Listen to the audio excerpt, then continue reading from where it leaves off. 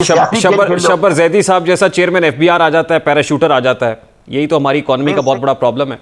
अच्छा ये दिखाते हो, ठीक है, थैंक यू। तुम समझते हो, तुम्हें ठीक दिखाया, तुम्हारी मर्जी है भाई। ये कोई इकोनॉमिक रिसर्च नहीं है। इकोनॉमिक रिसर्च ये होती है कि आप फैक्ट्स एंड फिगर की बात करें। ये कोई रिसर्च नहीं है कि शब्बाज जैदी साहब चेयरमैन सीबीआर आ गए, पैराशूटर। ये सियासी जुमले हैं। इन जुमलों के साथ पाकिस्तान का टाइम जाया नहीं करो, मेरा भी और अपना भी। तो ओवर द तुम ये पीरियड ऑफ टाइम यही हुआ है ना सर, इन्हीं लोगों के हाथ हमारी इकोनॉमी रही है ना। तो किसी के हाथ भी रही हो, पहले फैक्ट्स तो बताओ ना भाई। तुम्हारा काम फैक्ट्स बताना है ना। तुमको चुटकुले बात तो नहीं हो ना। तुम ये कहो कि यार वियतनाम की इकोनॉमी की, वियतनाम में ये एक्सपोर्ट होती थी, आज ये है। बांग्लादेश में ये होता था, आज ये है। किसी ने भी किया हो। मैं आपको फैक्ट से तो लेकर बता रहा ना मुस्तकिल। मैंने किसी शख्सियत का नाम लिया?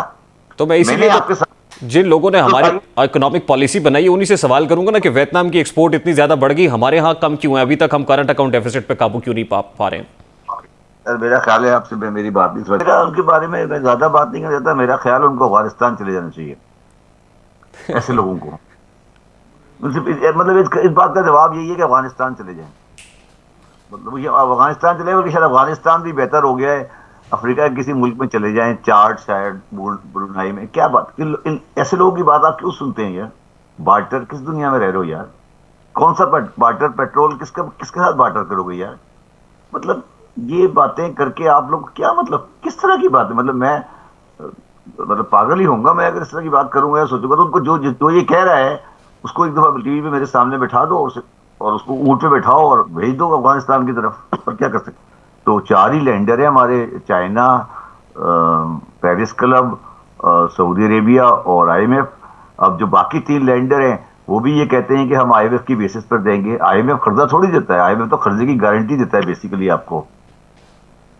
चाइना का कर्जा भी टेक्निकली आईएमएफ की कंडीशनलिटी के अंदर आ गया है अब। कुछ लोगों का ख्याल है, कुछ तजवीज भी है कि हम एक अरसे से आईएमएफ और वर्ल्ड बैंक के कर्जों तले चल रहे हैं। ये हो नहीं सकता कि हम डॉलर्स को छोड़ के को बार्टर करें, क्योंकि एक अरसे से हम इस विशियस सर्कल में फंसे हुए हैं। आप पाकिस्तान की मईशत को अगर जानते हैं, दुनिया को जानते हैं, तो कोई है तो बताए ना मुझे। कोई है तो बताए ना जो सारी जिंदगी लोगों से कर्जे लेते रहे हों और जो किसी को कर्ज वापस करने की सलाहियत नहीं रखते हो और जिनकी ना इकोनॉमिक सिचुएशन ना सिक्योरिटी पोजीशन स्टेबल हो, उनको कौन कर्ज देगा? यानी शबर साहब, आप ये समझते हैं कि स्ट्रेटेजिकली ऐसे फैसले करना जो है वो हमारे बस में नहीं है? यानी स्ट्रेटेजिक नौयत के मामलात हैं, अगर उनको तय नहीं करेंगे तो फिर इस तरह के पॉलिटिकल डिसीजन हम नहीं ले सकते। आप ये समझते हैं? नहीं, देखो, बात थोड़ी सी समझ नहीं रहे आप लोग। ये जो कुछ भी आज हो रहा है, ये कोई ऐसी चीज है जो आपके पास आज हो गई है और आज ऐसी जगह आके खड़े हो गए हैं? ये तो एक लावा पक रहा था जो आहिस्ता आहिस्ता आहिस्ता आहिस्ता आके यहाँ पर खत्म हो गया। अगर अभी भी आपको कोई बेल आउट मिल गया या कोई आपको पैसे मिल गए कहीं से सो आगे, तो 2 साल बाद आप वहीं खड़े हो गए। ये रियासत अपने करंट अकाउंट में नाकाम हो चुकी है। अब अगर कौम मिलके इस रियासत को बनाना चाहती है तो ये बन जाएगी। अगर ये रियासत नहीं बनाना चाहती तो नहीं बनेगी। बहुत सारी बातें आपने बतौर चेयरमैन एफबीआर भी की थी, बहुत सारे इकदाम थे। पॉइंट ऑफ सेल्स का मामला जैसे था उसके ऊपर बहुत बात हुई। आप 10 महीने से आप ये कह रहे हैं कि आप ये कह रहे हैं दुकानें जल्द बंद होनी चाहिए। और मेरी दानिश में 11-12 महीने पहले से जब इमरान खान साहब की गवर्नमेंट थी, शायद उस वक्त ही आपने एक सेमिनार में खड़े होकर यह कह दिया था कि मुल्क डिफॉल्ट के दहाने पर खड़ा है। और उस वक्त आप पे खासी तनकीद भी हुई थी, खुद इमरान खान साहब भी शायद नाराज हो गए होंगे आपकी इस बात से कि शब्बर जैदी साहब आपने कैसे कह दिया कि मुल्क डिफॉल्ट कर गया है। आज भी वही बातें हो रही हैं। Who is responsible for this? ज्यादा जिम्मेदार किसको ठहराते हैं आप? पाकिस्तान में डिफॉल्ट का जिम्मेदार मैं किसी को नहीं ठहराता। मैं सिर्फ आपको एक स्टैटिस्टिक देता हूं, उसके बाद आप नतीजा खुद निकाल लीजिएगा, ठीक है? जी जी। 1991 में पाकिस्तान के रुपये की कीमत थी 31 रुपए पर डॉलर 1991 में, और इंडिया के रुपए की कीमत थी 32 रुपए प्रति डॉलर। हमसे एक रुपया कम था वो। आज 2022 में इंडिया की कीमत है 84 या 85, जो भी उनकी 90 से कम है, और हमारी कीमत है 225 230 के करीब है। ये पीरियड होता है तकरीबन 30 साल से कम का पीरियड बनता है। आप मुझे ये बताइए कि ये 30 साल में जो हमारी करेंसी इंडिया की करेंसी से ऑलमोस्ट 3 टाइम पे नीचे चली गई है, 3 टाइम या 2.5 टाइम में, इसका कसूरवार कौन है? आप इस दौरान के हुक्मरान निकाल लें और पाकिस्तान की हिस्ट्री इकोनॉमिक हिस्ट्री देख लें। बाकी ये कहानी कि मैंने किया तुमने किया मैंने किया तुमने किया बेकार है। ये जो पीरियड है 91 से लेकर 2022 तक का, इसी में पाकिस्तान की हर किस्म की तबाही फैली है।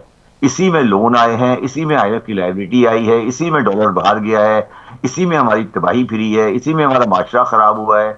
ये पीरियड आप देख लें कौन हुक्मरान था। शबर साहब, हमने तो ये भी दिखाया है कि मोइन कुरैशी जैसा वजीर आजम आ जाता है, शौकत अजीज जैसा पैराशूटर आ जाता है, रजा बाकी जैसा गवर्नर आ जाता है, IMF का इंपोर्ट करदा। यही तो प्रॉब्लम है, यही प्रॉब्लम है। ये तो इस वक्त खबरें ये हैं कि वफाकी हुकूमत पेट्रोलियम लेवी समेत फ्लड लेवी इंपोज करने की बात कर रही है, यानी एडिशनल टैक्सेस बहुत ज़्यादा ज़रूरी हो गए हैं IMF प्रोग्राम को रिज्यूम करने के लिए। क्या आप ऐसा वक्त में जब कंज्यूमर प्राइस इंडेक्स ऑलरेडी 25% है, कॉमनर के ऊपर प्रेशर बहुत ज़्यादा है, क्या इस तरह के सख्त फैसले नागुज़ीर हो गए? देखिए, मेरा अपना ख्याल है कि जो IMF ने कंडीशन दी है रिगार्डिंग टैक्सेशन, क्योंकि बजट पूरा नहीं हुआ है और हमें IMF की कंडीशन पूरी करनी है, तो मुझे लगता है कि जो टैक्स नहीं लगना चाहिए वो भी लगने जा रहा है। बस ये एक मजबूरी है, मगर IMF के साथ हमें एक बेटर टेबल पे बात करनी चाहिए थी। आपने पहले बात बिगाड़ ली, अब बिगाड़ने के बाद अब जब सही करने जाएंगे तो उसमें टाइम लगेगा। तो बस मुझे लगता है कि शायद बड़ा मुश्किल कदम करने जा रहे हैं। यानी मुश्किल डिसीजंस होंगे। आपकी बात दुरुस्त है कि FBR का 225 बिलियन का ऑलरेडी शॉर्टफॉल है। IMF मजीद 800 बिलियन के टैक्सेस इंपोज करने की बात कर रहा है। इसका मतलब ये है कि कॉमनर के लिए तो आसान बात नहीं है। मैं अगर आपसे ये जान सकूं कि why IMF is last landing resort for us? बाकी आप बता दें। IMF के अलावा कोई मुतबादिल नहीं है सर? सॉरी, आगे अगला सवाल करें। बहुत बहुत शुक्रिया। साबिक चेयरमैन FBR माहिर इक्तिसादी मूर शबर ज़ैदी हमारे साथ मौजूद थे। अभी एक ब्रेक लेंगे और ब्रेक के बाद जब वापस आएंगे तो सवाल उठाएंगे कि क्या बढ़ती हुई दहशतगर्दी का जिम्मेदार इमरान खान है। ये सब बात करेंगे इस ब्रेक के बाद। हमारे साथ